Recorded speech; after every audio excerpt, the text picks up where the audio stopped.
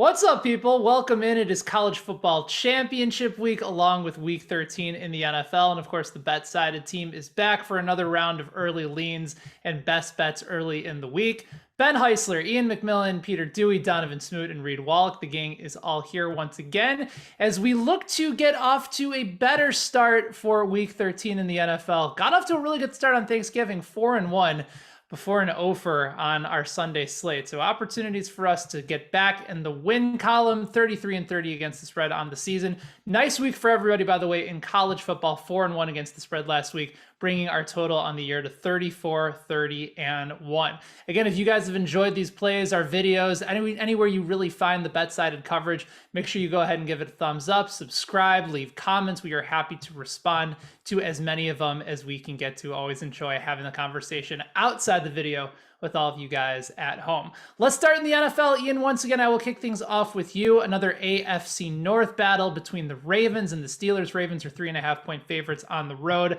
after somehow picking up yet another win in a game that they probably should not have won. Lamar Jackson threw for 4 picks in that game. But you are looking at the total in this clash between the Ravens and the Steelers. Why is that?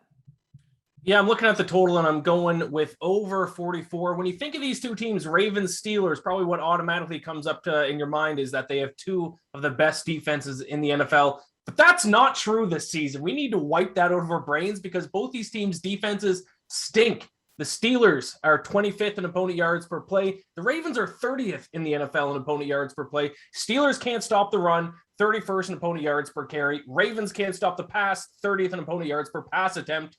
These aren't good defenses, but yet the total is set at only 44. That seems crazy to me. I'm going to take the over, and I feel pretty comfortable about that. All right, taking the over in the battle between the AFC North squads. Donovan, I head to you next. Looking at an early game this week, the Thursday night battle between the Cowboys. They are on the road at the Dome against the Saints. Cowboys now 4.5-point favorites after opening at -5.5. So the money and the line shifting slightly towards the Saints. But you're backing the boys this week. Why is that? I am. Listen, I picked against them last week. They came through. They lost. I love it.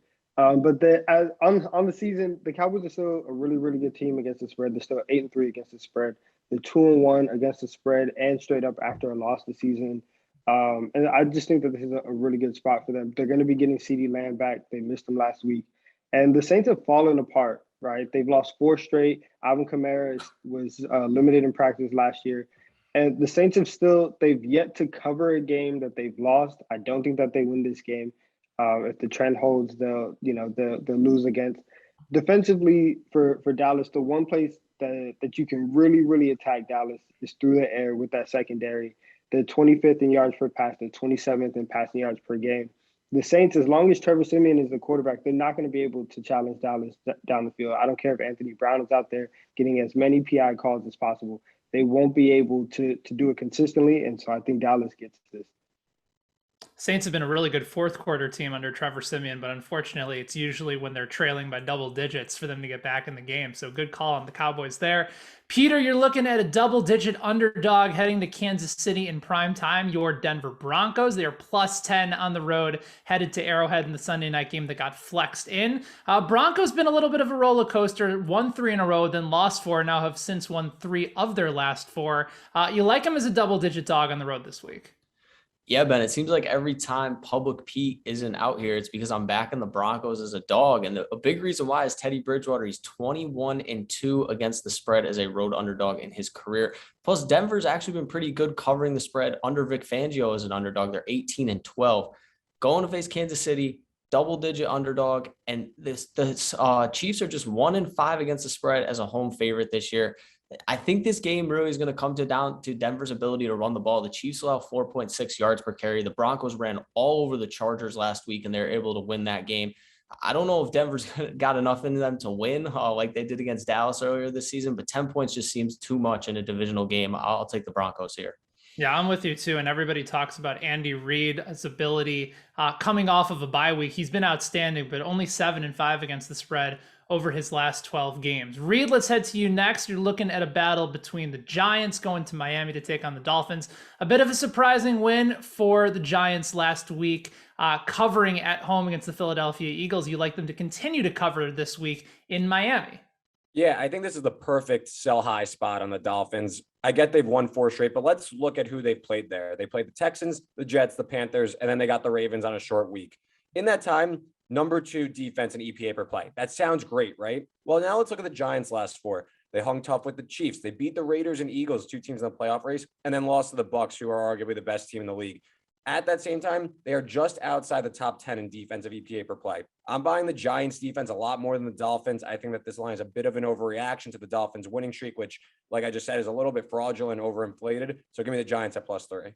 I think we did talk about one particular team in the AFC being frauds a couple weeks ago in the Tennessee Titans, maybe the Miami Dolphins. I don't know if you can call a team a fraud at 5-7, but I think we're starting to approach that category for them. So good call over on the Giants this week. For me, I'm going back to a team that had a bad loss last week against those Giants. I like the Philadelphia Eagles to cover the 6.5 points going up against the New York Jets. Yes, they're playing in a stadium that they struggled with last week, but I think they get that bugaboo off away from them. Also, road division games just feels like an opportunity to go ahead and fade those moments for the Eagles. They were kind of riding high after a nice little winning streak to get back into playoff contention. Still have a very easy schedule down the stretch.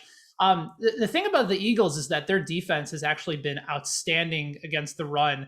After giving up 7 consecutive starts this year with over 100 yards on the ground, they've only done it once in their last several games. I think this is an opportunity for them to really get last week out of the rearview mirror, focus on a Jets team that still is not completing a lot of passes. Zach Wilson continues to be all over the place. He's still dealing with injuries. It just feels like an opportunistic spot to get back on the Eagles, and I think this line will climb back to 7. Right now, 6.5 is the line over at WinBet. I feel if you jump on the Eagles now, you'll be able to take that line before you have to deal with the full touchdown advantage.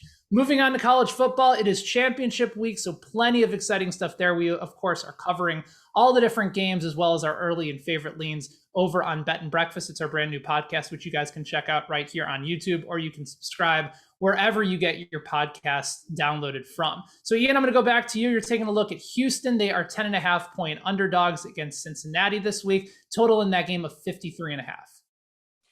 Yeah, I'm going to back Houston here to cover the 10.5 point spread. I mean, make no mistake about it. This Houston team is very good. 11-1 on the season. Their only loss came to Texas Tech in the first game of the weekend of the season in the opening weekend. They're ranked 40th in offensive yards per play, and their defense very good.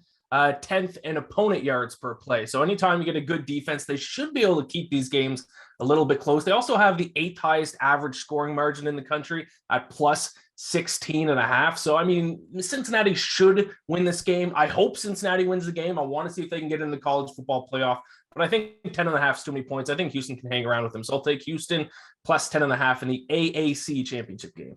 You have to wonder, too, with Cincinnati's struggles throughout most of the second half of covering the spread, whether or not that hook could be the difference at 10.5. So like the early call on Houston. Donovan, for you, you're looking at the ACC championship game on Saturday night. Wake Forest, a 3-point dog to Kenny Pickett and the Pittsburgh Panthers with a nice high total in this one of 72. Yeah, I'm really excited for this game. I think this is a shootout waiting to happen. There's going to be a lot of points scored. Wake Forest has the #1 offense in the country. They're averaging over 43 points a game. Pitt has the #5 offense in the country. They're averaging just under 40 points per game. I think that the over, even at 72, should very much be looked at. Wake is really good in these spots, right? And so I'm taking them +3. I also think that they have a very good chance of winning this outright. They are 15-6-1 against ranked opponents since Dave Clawson has taken over. They've put up over 30 points in every single game this season, except for the game against Clemson. Clemson's the only team that can stop Wake. And as Pittsburgh's defense is not Clemson's defense, right?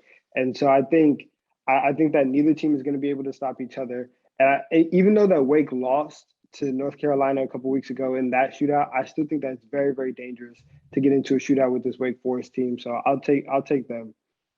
All right. Meanwhile, we got another matchup with a pretty small total compared to the ACC, 49.5 between Utah State and San Diego State. So Peter, I head to you next. You are actually looking at this total and thinking, yeah, 49.5 points, too many points in this battle. Yeah, Ben, I took the under in the San Diego State Boise State game last week, and it was a sweat, but it went covered by 1 point.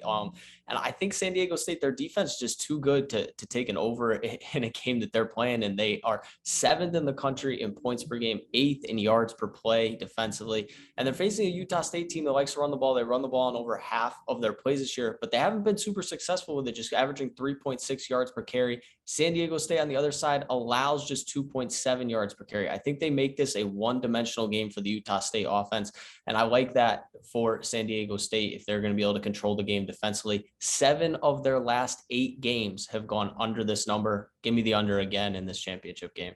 All right, we move on to you, Reed. Appalachian State, a 2.5-point favorite against Louisiana. Total in that game of 53. Louisiana looks like they just lost their head coach, moving on to bigger and better pastures.